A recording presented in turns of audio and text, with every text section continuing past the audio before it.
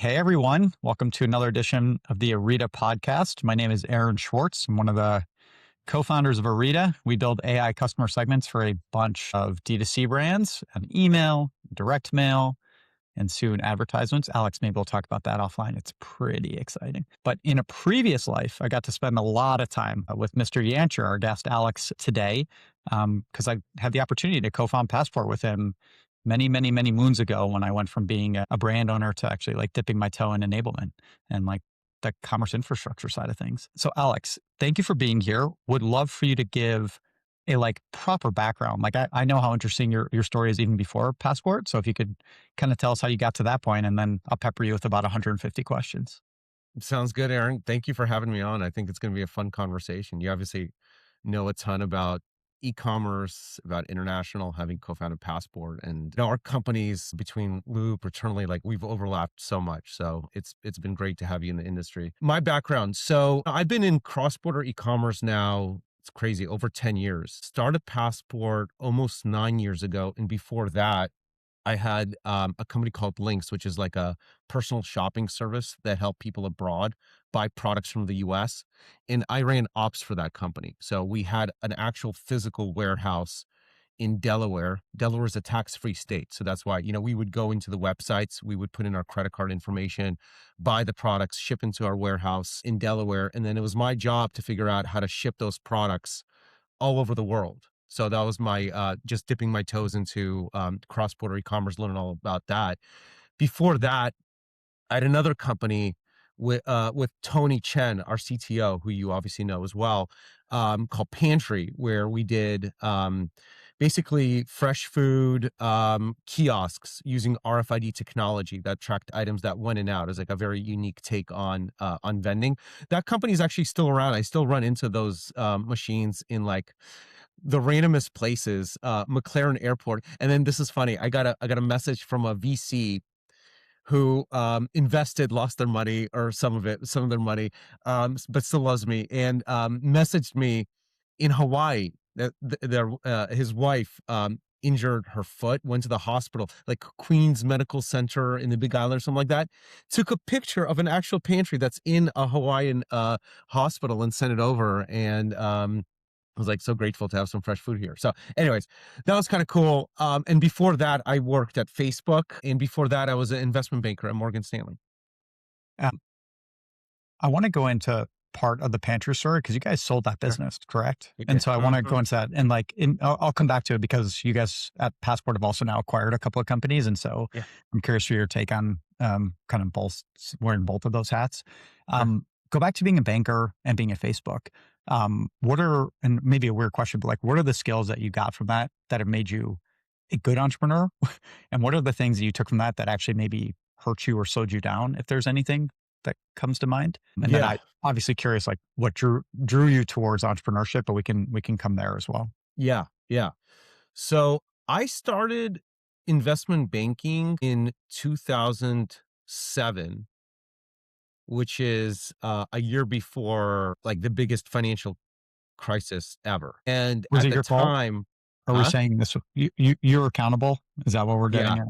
Okay. Yeah, blame me. And at the time, investment banking, I went to Berkeley, and investment banking was like the hottest job you can get coming out of college.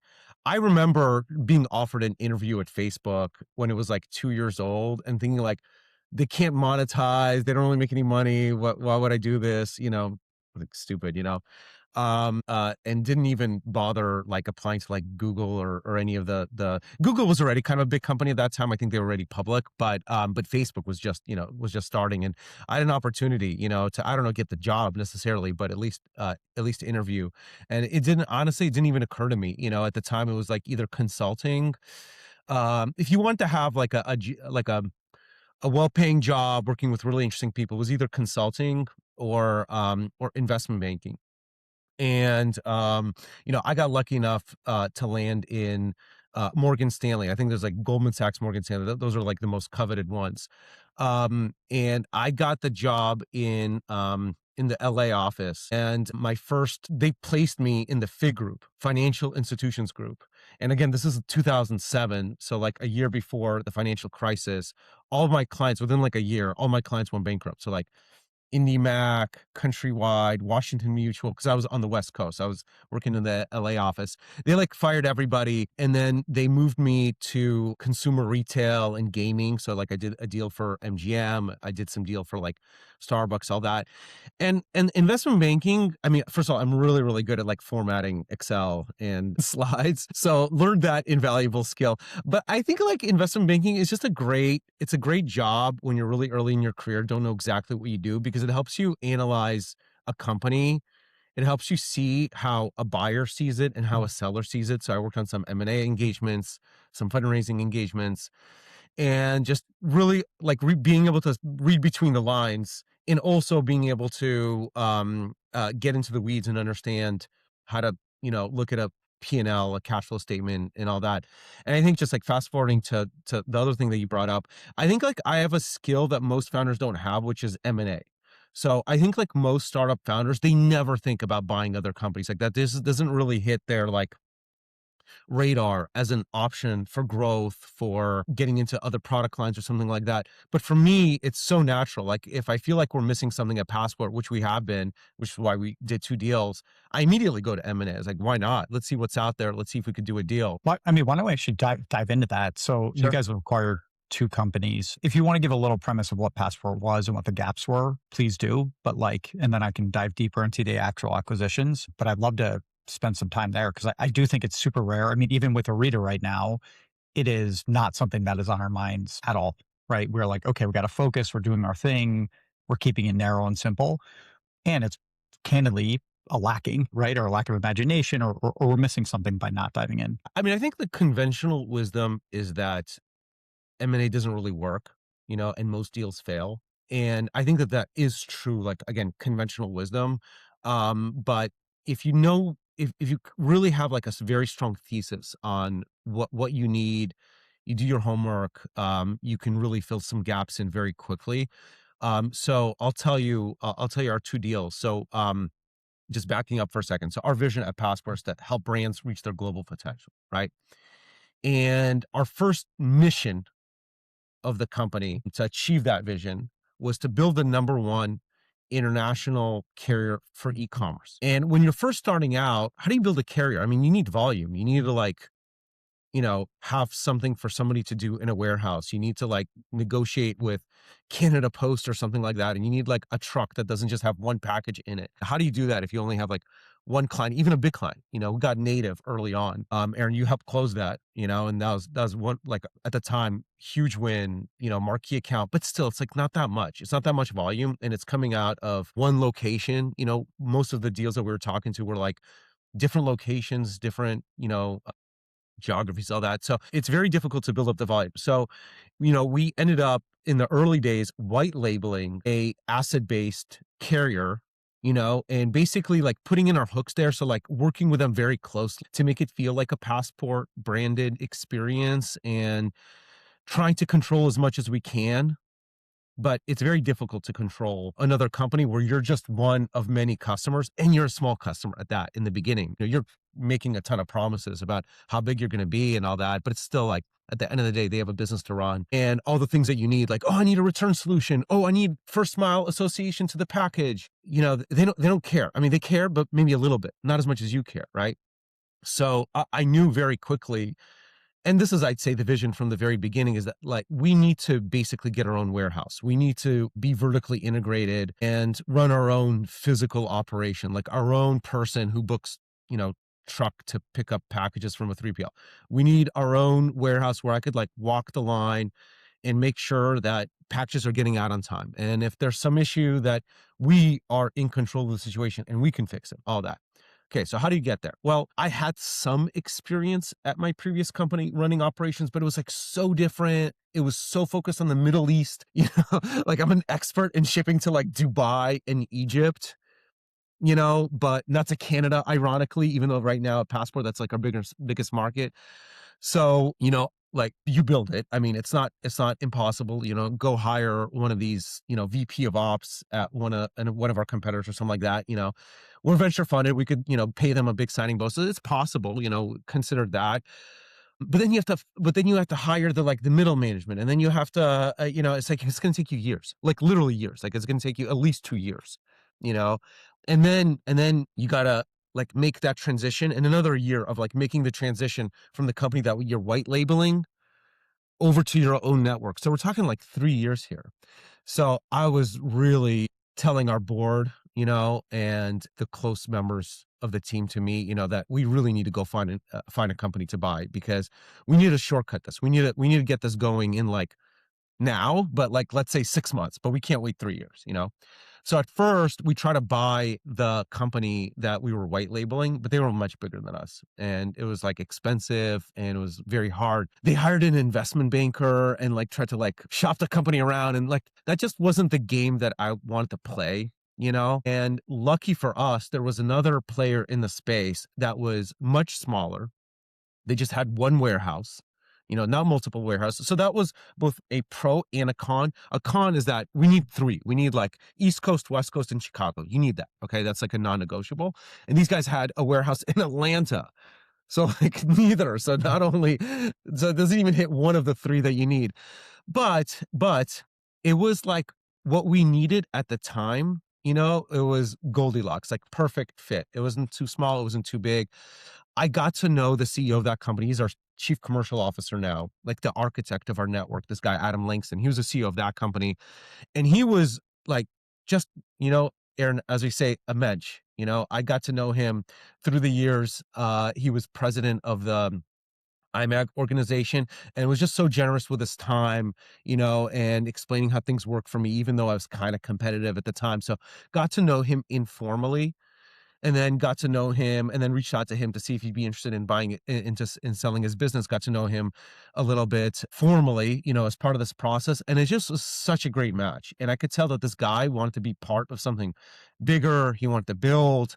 He wasn't ready to retire and just, exit, and it was just such a good fit. We were able to afford it, so we, bought it with a mix of cash, a mix of equity, and it was just a perfect fit.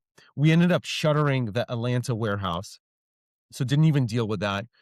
And then he brought his team over, and we got to work. And then we ended up getting, through a variety of means, the 3 facilities, and ended up cutting our time to market with our own vertically integrated solution from the 3 years to took us about a year, from start to finish. I want to tease out a couple of things that you mentioned. And again, then if you want to dovetail into the second acquisition, one of the things is you had the board and the team very aligned on this as a strategy. I'm assuming it was, hey, look, we might swing and miss. We might need to look for 40 different companies. This could take a long time. That is could be a fundamental distraction, all things being equal.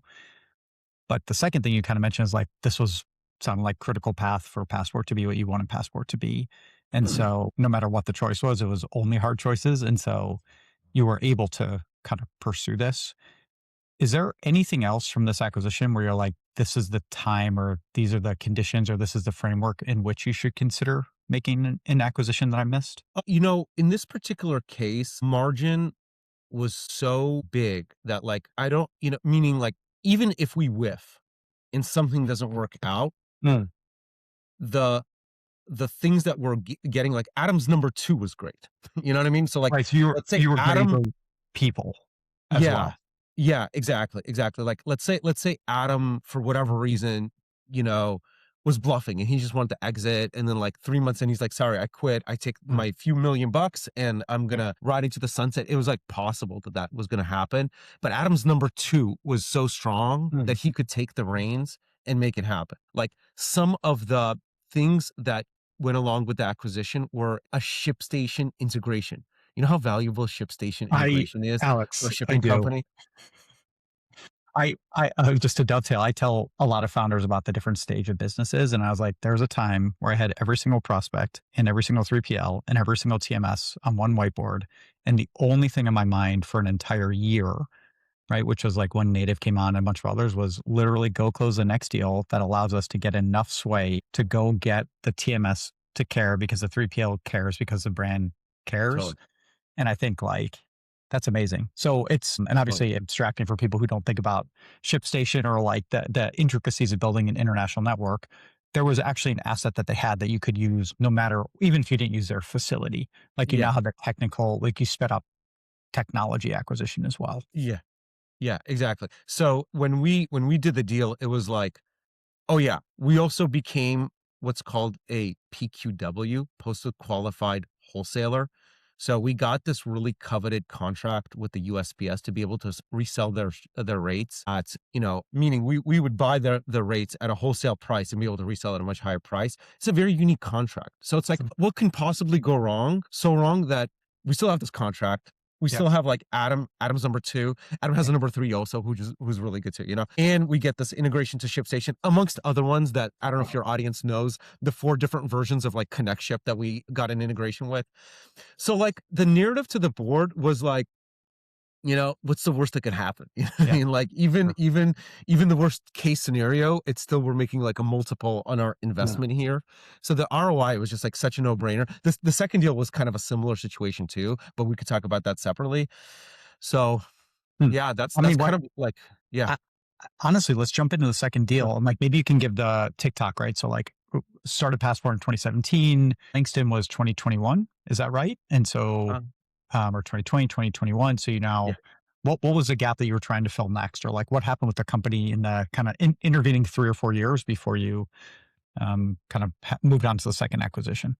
Yeah. Yeah. We became a little bit victims of our own success.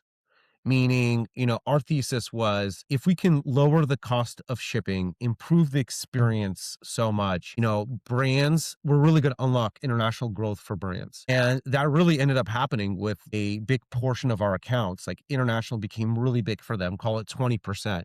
Of their business, in some cases, like over 30%, where there was like a celebrity sponsor that has like a big top of funnel from around the world. Those brands got so big that they would hit critical mass with certain international markets like Canada, UK, EU. And when you hit critical mass, like let's say 2 million at least in total GMV, sales in a particular country, it starts to make sense.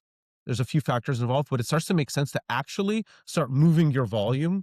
I'm sorry, to start moving your inventory in country and start fulfilling locally there. It's obvious things like transit time is faster, the like local shipping is cheaper to ship it something from Toronto to address in Toronto than from New York to Toronto, obviously. Local London warehouse to London address is cheaper than, EWR to London. So obvious things, like returns are easier, So so we start to see a lot of our brands, that we're talking that were already our customers became so successful. We're seeing in the numbers, they're doing great. We're so happy. And then they're telling us, guys, good news and bad news. The good news is we're crushing international. Thank you so much. The bad news is we have to churn. We have to set up local operations locally because we want to make international even bigger or improve our cost structure, something like that. So like we already start to see some of that start to happen for our larger accounts, accounts wanting to do in country. And we were, just cross border. Right. Remember, our mission was build the number 1 cross-border, international shipping carrier for e-commerce. And then also, I would say in our like pipeline, as we start to go up market in that rarefied air, the brands are also very interested in country because they feel like they can hit big numbers abroad. And my study of the market was that there's a huge opportunity to help brands with in country. It's even hairier, even more complicated to do in country than it is to cross border. So everything that we know about how hard cross-border is with duty and tax and, local pricing, all that, it's that times 2 for in-country because the level of regulatory compliance that you need for in-country is so much higher. So like, for example, Aaron, you probably already knows, but maybe interesting for your audience, you can send makeup, let's say makeup from US to Canada, no problem. You don't need to do any Canadian registrations or something like that. You don't need to worry about it. It's just a cross-border shipment, B2C, no problem. As soon as you want to carry something on local shelves in Canada, so like Amazon Canada, or if you want to have local inventory and service customers out of a local 3PL in Canada, okay, now it's a different story. Now you're basically subject to Canadian FDA. You have to have like the testing on the products done. You have to have the like product has to be in French. You need the label to be in French, So totally different ball game. Brands don't know anything about this. It's too complicated, especially like if we're talking, I want to do it for Canada. I want to do it for UK. I want to do it for EU. Okay, that's super complicated. So I knew there's like so much opportunity for us to do. And I became in the same situation I was at with the Access Worldwide deal. I was like, okay, yes, we can build this. Obviously, this is not like rocket science. We can build it, but oh my God, it's going to take me a year to like hire somebody, find somebody, onboard them, and then like set it up, build a team. Or I could go find somebody who does this really well and try to buy them. When you identified this issue and you started to think about who to go buy, can you walk through that process? Again, not trying to like go into any details that you shouldn't be sharing, but again, let's say that I'm another tech founder. I'm identifying a problem. It's like, okay, I can really speed this up, but I'm not an expert on the space. I don't have that experience, right? Like you hadn't done this work in your past life, right? Even if you were tangentially involved, it's still like a completely different discipline, right? Like building in country. So what was your process? Did you go identify 30 companies? Did you go talk to all of your customers and ask them who were they using? How did you even like approach this as a problem? There's not 30 companies. That's the thing. There's Mm. only really three as of, 2 years ago when I first engaged with the company that we ended up buying Brain Access. I reached out to all three. I reached out to all three. Brand Access, the CEO happened to be here local in Menlo Park. So sometimes better to be lucky than good, to be honest. And I pinged them over LinkedIn and I said, hey, you do some things that complement our services. Would love to meet you in person. Let's go for a coffee. Went for a coffee and just really hit it off, had like a shared vision for the market, where we win, where they win, how we can work together. Learned some key details. So learned that they really only had like 15 customers, something in that ballpark. They were all really big. So we're talking like HexClad, Ridge Wallet, you know what I mean? So we're talking about huge customers. They had a fairly small team. They were cash flow positive. They weren't venture funded, but we're not talking like 10 million of EBITDA, we're talking something smaller. And I like, did some back of the envelope math in my head. And I was like, okay, we can buy them, like we can absorb them. We can buy them, whatever they're looking for, as long as it's not like crazy, we're gonna make it happen. We're gonna make it work, because the Access Worldwide deal, we did it after Series A, pre-Series B. Brain Access, we did it after Series B, and our Series B investor was TCV. And TCV is huge. I mean, they have like they have a multi-billion dollar they do a ton of, like, they're kind of like hybrid private equity too, to a certain extent. So they love stuff like this. They have a ton of money. They want us to, be a unicorn and crush it. So if you could, and then we had like a great track record as far as they're concerned with Access Worldwide. So I already had like a proof point there. So I knew there's kind of no number, again, outside of the realm of possibility, but like within reason, there was no number that we weren't going to be able to hit. And yeah, like just very aggressively pursued them and made it happen. So you get the acquisition. I remember the podcast. Was it Operators Podcast or right where you kind of announced Operators, that, yep. which was super cool. Yeah. How do you integrate the team and how do you do that well? And if you think about like kind of the multiple experiences that you had, where have you guys done a good job? Where have you maybe learned something that you weren't expecting or you made a mistake? Yeah. Yeah. I mean, we're lucky, Aaron. We hired Kat Sun early on. She's our COO now. And so we hired Kat as an What was associate. Kat? She was just out of PwC. Yeah. She's great.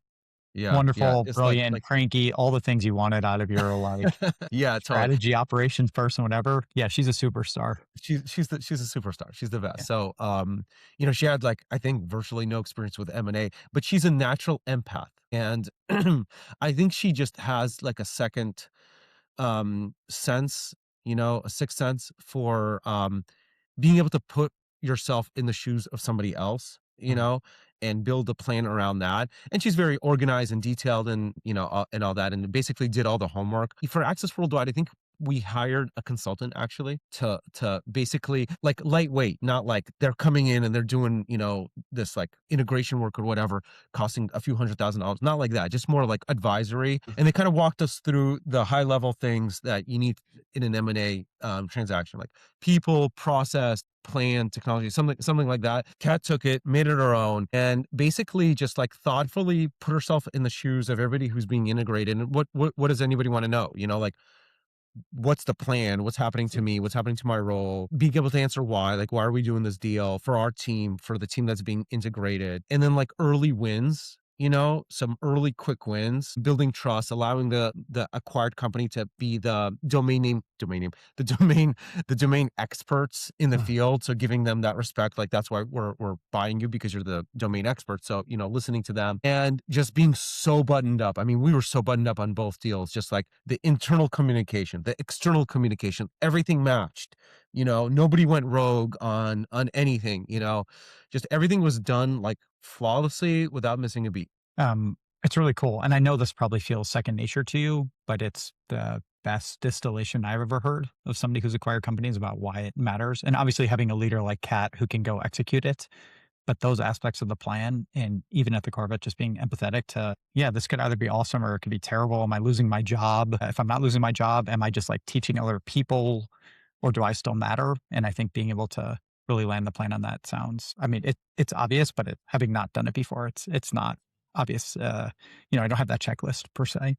So you guys have now acquired a couple companies, businesses coming out of the woodwork and be like, hey, Passport, we know you do this. Like, has that kind of changed a little bit where you are now seen as a possible landing place for businesses? Yeah, for sure. Is that a For sure. good use of time, bad use of time? Like, how do you find that balance for yourself, right? Because people reach out, be like, hey, let's have a meeting. And you're like, all right, I see where this is possibly going. Like, what is your Yeah. balance in that? Yeah, there's a ton of M&A activity late last year. I mean, in terms of I don't know what ended up happening, but I got a lot of companies reached out either through a banker or through just like DM, direct relationship. We've built up, you know, a good reputation for doing a deal. So like coming through, we haven't had a deal, that kind of like falls apart, Mm. so nothing like that. So we have a good reputation on that. I don't waste their time or my time. At the end of the day, if it's like in our strike zone, I dig in and we dig in, and then as soon as it looks like it's not in our strike zone, we cut it loose. But we cut most things loose. Most things just are not a good fit. Either we just too big, too small, Mm. not a direction we want to go to. You know what I mean? So Would you consider acquisitions for things that you're already pretty good at just to like kind of put more wood on the arrow and scale more quickly? Or is it much more like filling in gaps? I think that the room for error is too big with the more wood on arrow approach, Like if you're just acquiring a company for revenue, then I mean, you really have to make sure that you're going to get that revenue and that it's not going to churn all that. But like the brain access in the Access Worldwide was like Access Worldwide, great example. We literally maybe like one client we literally didn't take any other clients. You know what I mean? Because it's like mail business. I mean, we do have some mail, business, whatever, but like at the end of the day, that wasn't really core for us. So I didn't really care. Mm. Brand access, of course, we wanted to retain those customers and we have, but my math on the deal was like, even if we can't, even if we don't, it's still going to be a good deal for us, Yeah. So those are the kind of M&A opportunities I like going into where like, even if we lose customers, it's still a great deal. I like it. I also think being disciplined on that is extraordinarily hard. A lot of companies will look and be like, oh, they have $3 million of revenue or $30 million of revenue. And if we just get it against our multiple, and like you start twisting to try to make a financial story, not a like strategic one. And it feels like you are very, very deep on the strategic side, which kind of on its face makes a ton of sense. I want to go into like, kind of building the team and building for scale. But before we do, are there any like customer stories that are worth sharing about like how the different pieces of Passport have come together to create that great experience? It could be either somebody who came with an acquisition or some of the customers that you've seen that have kind of scaled, that it's worth helping kind of center what Passport does for a brand. Yeah, for sure. It's funny, a little bit awkward for like a second, but it was actually like, part and parcel for our plan here. But when we were doing diligence on brand access, of course, they have to give us their pipeline and we have to see all the customers that they're working with. So we go into the pipeline and we see one of our customers on their pipeline. And it's a brand called Glamnetic. They're a great customer of both Passport and Isn't Brand Glamnetic Access. early customer, no? Of Passport? Yeah. Somewhere in the middle. Yeah. I mean, That's we've been great. working with them for a few years. Yeah. Yeah, great. And it's just really interesting because it's like exactly our theory is that, these customers, they're finding a lot of success international and it's time for them to start doing something locally. By the way, Mm. there's some very interesting things there in like TikTok Shop UK, for example. Like they don't allow you to do that cross border. So even if you're like, nah, I'm fine shipping from my warehouse in, Chicago or whatever. Okay, you're fine, but TikTok Shop just does not allow cross border shipments in UK. You have to have inventory locally. Okay. More How because do they you get want to inventory create locally? like a delightful customer experience. Is that the idea? That's they like to control the experience. Yeah. There's actually some very big news, not to tangent, but there was some very big news recently where they basically said that they're only allowing fulfillment from like a handful of partners. Yeah, yeah. And it's basically that they want to control it, fulfilled by TikTok Shop, FTTS, I guess. And I think they want to do something similar, all over the world. So Hmm.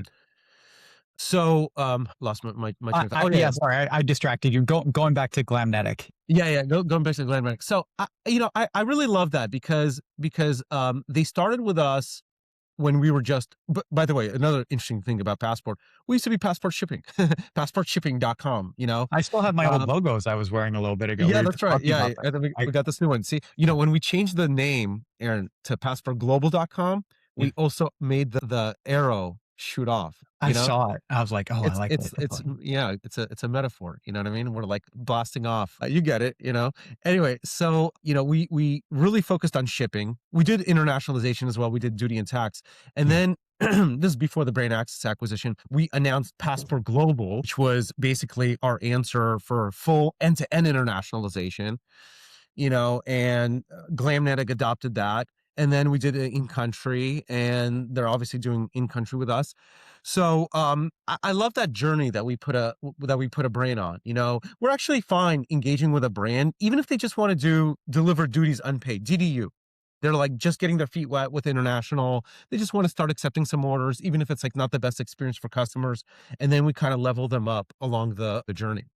Yeah, it's actually an interesting way to think about this. So like you'll have customers come in where they're already very large businesses. They have a huge global presence and they're using you because they can create a better customer experience, better shipping. You'll have customers at the beginning, like kind of the beginning of the journey. Like, hey, I have, if I remember back to like early days, right? Part of our first pitch to investors was, I think it was even Modify, right? Like my old brand is like 20% of our traffic was international, but 1% of our revenue was. And so it's like, you don't need to go pay to acquire. It's people are already finding you. And it sounds like it's actually grown even more in that way because of TikTok shops or like global influencers, whatever it is.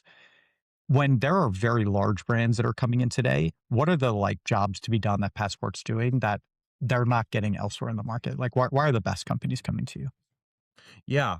So I'll answer the question on the two modes of operating that we have on the cross-border business and now the in-country business. In-country is actually like over a third of our business at this point, so it's grown. It's a very big part of our business, and it's actually growing faster than our cross-border business. Not much faster, but a little faster. So, big brands are very interested in country because again, they have the scale where it might make sense for them to split up their inventory. It's kind of like in the US. Like in the US, if you're a small brand doing call it 10 million, it doesn't really make sense for you to splinter your inventory, put some on the East Coast, put some on the West Coast, put some in the, just like centralize it in one good location, like in Texas or Kentucky, and call it a day, and once you start getting up to 25, 30, 40, 50 million, that's when it really makes sense to start splitting it up and doing some optimizations. Okay.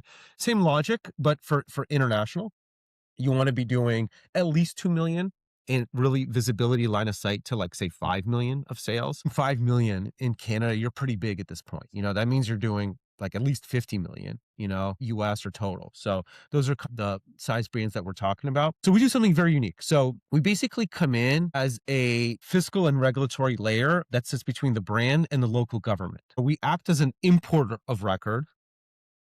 So when you import goods from wherever you manufacture them in US or China or wherever, and you import goods into Canada, you need an import of record. Every country, you need an import of record. You have certain responsibilities as an import of record, filing, collecting duties and taxes, making sure that you have all the regulatory paperwork, all of that. And we do that. So there's no like shortcuts or anything like that. Our license is on the line. So we make sure that we go through, cross the T's, dot the I's, make sure everything is set up correctly. So we do that. Then when you sell something in the country, you also, in theory, can create nexus with the local government in regards to like your revenue, all of that. So that's why we act as either a merchant of record or a seller of record. There's some differences between those two models, but we operate under both models. It's just whatever the brand is really looking for. And then that sounds for the unique to the in-country side. What's common between cross-border and in-country is that we go into your Shopify markets and we configure the markets to be localized for every major region that you want to sell into. So local duties, local taxes, local pricing, local currencies, all of that. Interesting. And when you're doing that, is that like it's kind of meeting the customer where they're at, right? Your point about you can be merchant or seller of record. We don't need to go into the nuances of it, but it's like, hey, look, we've got a menu. However you want to run your business, Passport's able to support it. When you think about kind of that like last mile, I don't mean logistics, so maybe the wrong wording, customer experience. Okay, look, it's in your local currency. It's priced to like 50 euro or, 0.50 cents instead of like 0.99 in the US or whatever. Does Passport play in that space at all? Or like where does like kind of the journey end for Passport at this point with somebody building a global business?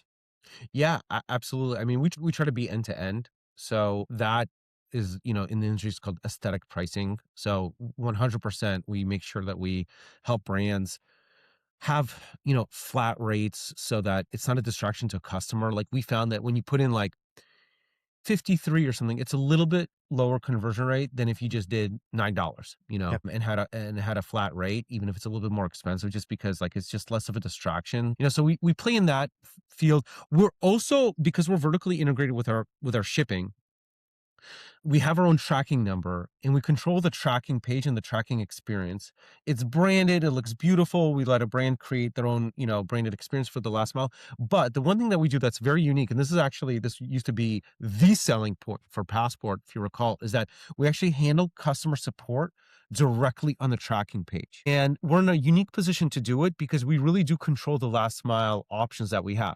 So it's not like our truck delivering it, to a customer in Canada. We'll use, Intelcom or Canada Post or Canpar or something like that, or Courier. There's like a million options in Canada that we work with, but we'll have that relationship. We'll know where the package is in those warehouses, and we'll be able to track something down and see what's going on, like weather delays or what have you.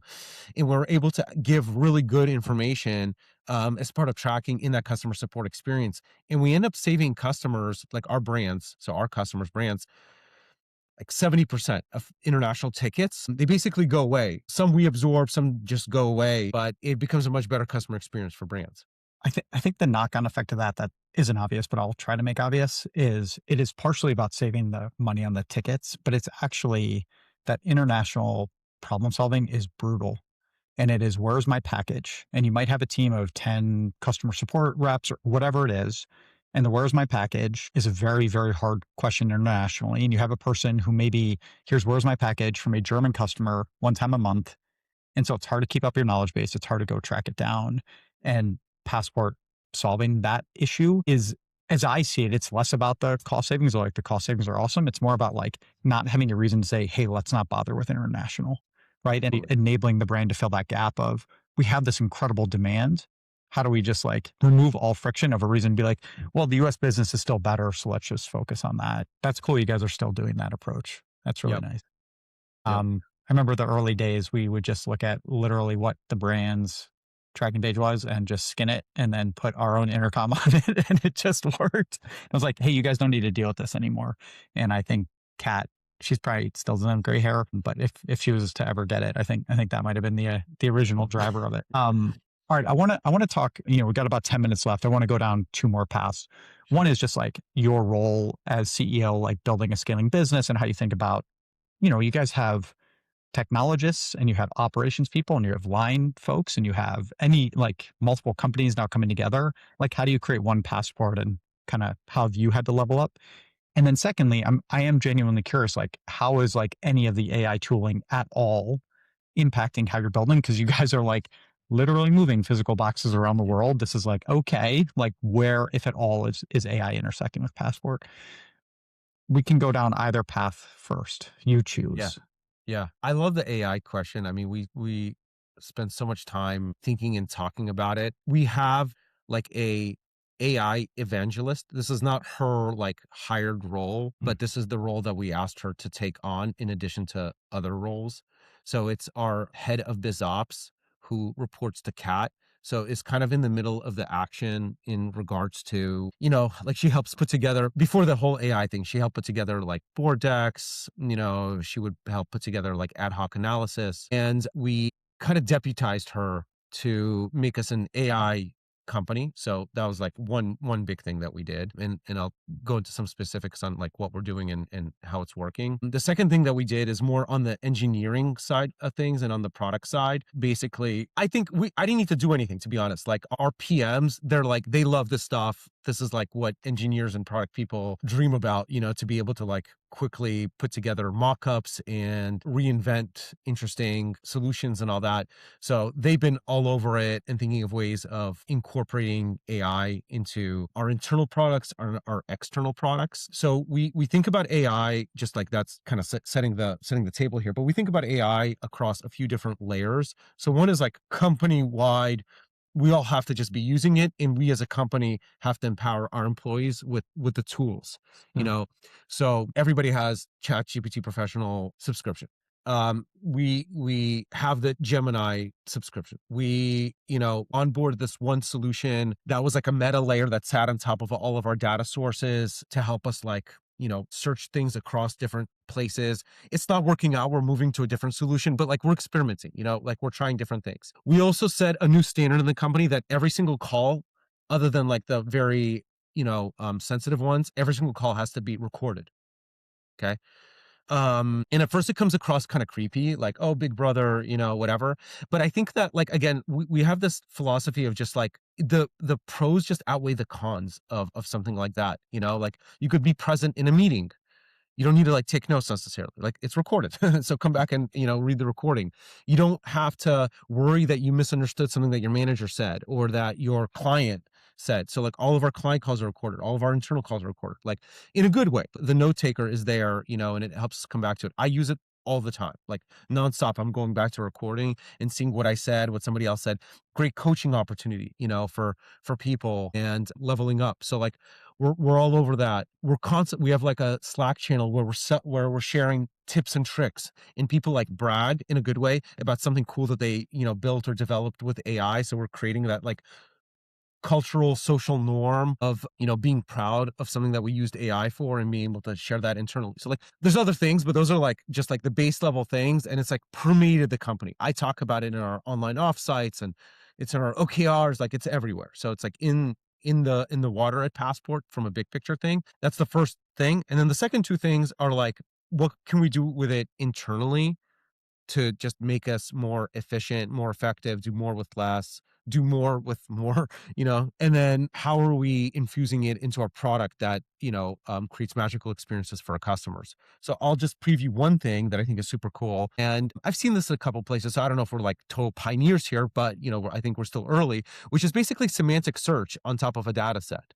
So being able to be like, oh, how many shipments did I ship to Canada without having to like toggle unclick some, radio boxes or something like that. Just like use your words to describe what you're looking for. How's my international doing outside of Canada? Like boom, boom, boom. And it'll like, basically understand what you're saying in the background, write a SQL query, put it into the database, into Snowflake, and then spit out like a great explanation with like, with proof of where it got the information from. And that I use all the time. That's super cool. Is that something that's then exposed to the customer as well? So like they can understand their business better and they can present to their Totally. CEO or whatever, right? Because your customer, I assume, is like director of ops or director of e-commerce. Is that fair? That, I mean, like the CEO, also CEO. Oh, the yeah. the head of growth for e-commerce, they care about this kind of stuff. So like we have a lot of stakeholders and Very buyers that cool. are in the data. Yeah, I mean, right now, I think we're demoing it with like a beta group, but Cool. it's like internal. Yeah, and I think we're gonna have like a winter product release, and we're gonna just publicly release it. But it's super cool. That's awesome.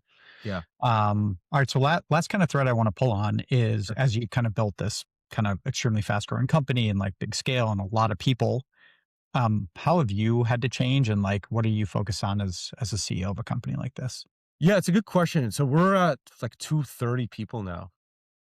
Yeah, and we also have people all over the world. That's another like complexity that like at first it was like hire wherever, just talent, scale, leverage, whatever. And now it's like we have people from all over the world. It's just like harder to manage. I think that I'm much more in the weeds in our planning than I used to be. Like I literally go through row by row every quarter in our OKRs, and I make sure that this is like my method of knowing what's going on in the company. And then like I start to lose a little bit of control as the quarter drags on, and then like regain control, as soon as the next quarter is starting. And so I'm only like a month and a half ever really behind, where we're at in the company. And we've gone really disciplined, like really, really disciplined about writing excellent OKRs, doing what we say we're going to do in the OKRs, having postmortems, following up. And I really drive that. I mean, Kat obviously really drives that process as well. So I used to be much more like cowboy, kind of like, let me just go pursue something and then like drop it, on the team like a bomb, and they used to hate me for it, when it was like a big deal, a good opportunity or something like that. I don't really do that anymore. It needs to be like so freaking compelling, like a deal, like an M&A deal. No.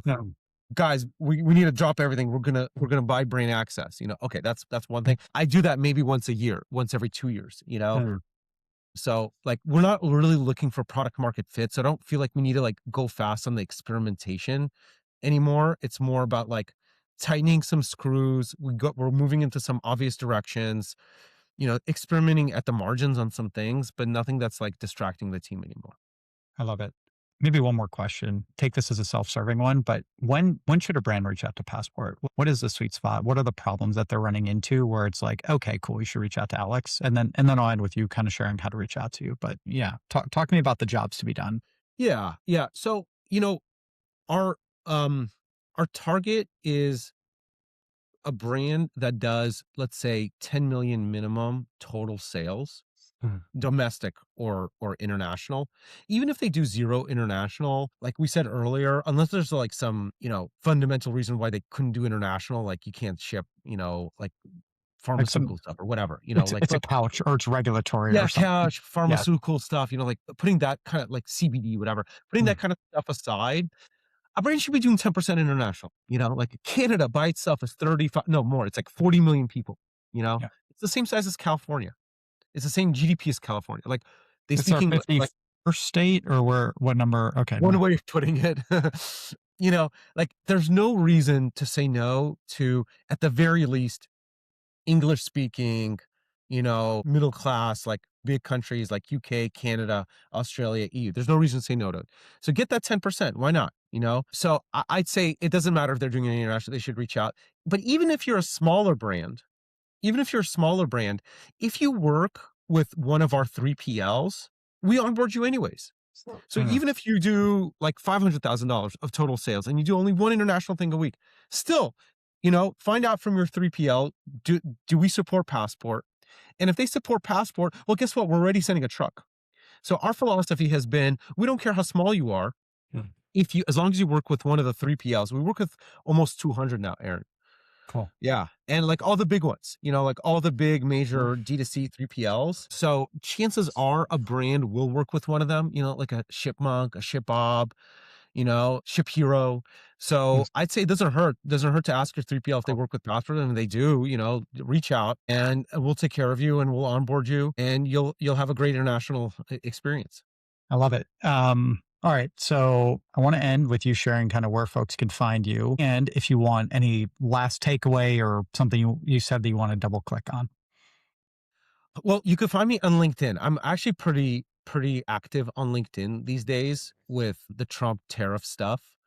So I used to be a little bit more shy on social media and just like felt like, I have a perspective on things and all that, but just never really got into it. And then like the Trump thing started and I just went nuts on it and started to like write something pretty much every week, sometimes multiple times a week. And it's like I thought, this year maybe the Trump tariff thing is coming to a close. So far, no. So far, Yeah. there's like a ton of action. To be clear, like the content that you're writing isn't like deeply opinionated about good, bad. It's like, if you're a No. brand owner, what should you be thinking about? How does this impact the ecosystem and that sort of side? And I think Yeah. it's like, it's actually information you can use. It's not just like fluff, which is pretty Yeah. cool. I am Yeah. 100% fluff 100% of the time. So we're on the, No, you have some good stuff in there. all right. So LinkedIn, and then LinkedIn and any Twitter last minute and X. takeaways or anything. Yeah. Yeah. So LinkedIn, X, Alex Yancher, just my name is my handle. Same on LinkedIn. Takeaways, I think like just international, it's time in the sun.